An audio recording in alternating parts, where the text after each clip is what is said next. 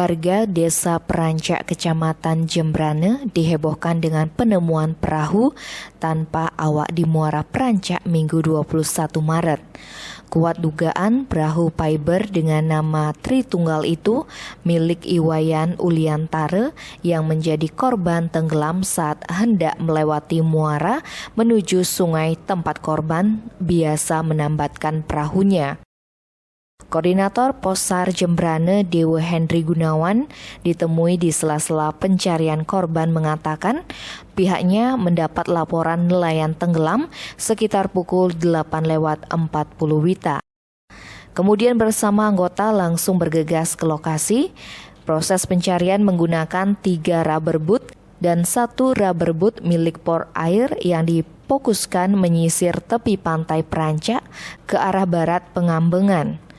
Hal itu dilakukan karena posisi pasti jatuhnya korban juga masih belum jelas, apakah sebelum masuk pintu muara atau setelah masuk muara.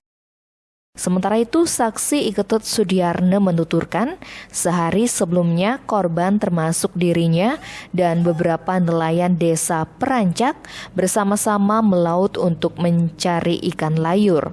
Tujuan mereka ke perairan selatan Bali dengan membawa perahu fiber masing-masing. Dia yang juga sebagai nelayan, itu kemarin sama-sama kita berangkat malam laut ke timur daerahnya, daerah penangkapan sekitar Yembang, cari layur. Sudah mau jam pagi kita pulang, barang-barang juga masuklah Muara Perancak. Nah kebetulan saya yang duluan masuk, setungkara selamat. Nah si Wayan ini karena menunggu temannya, saya tinggal di belakang. Nah akhirnya juga dia masuk. Nah sesampai dengan muara kejadian yang tidak terduga kena ombak, akhirnya dia hilang di Muara Perancak dengan status papernya masih utuh, alat-alatnya masih utuh semua, cuman wayanya tidak ada gitu. Kita berangkat sama-sama, pulangnya juga sekitar kejadian jam 7 pagi. Waktu kita jalan biasa-biasa aja, seperti biasa, bagus cuaca. Nah karena di tengah laut tuh mau pagi tuh kita tuh sudah sebagai nelayan sudah punya feeling gitu ya.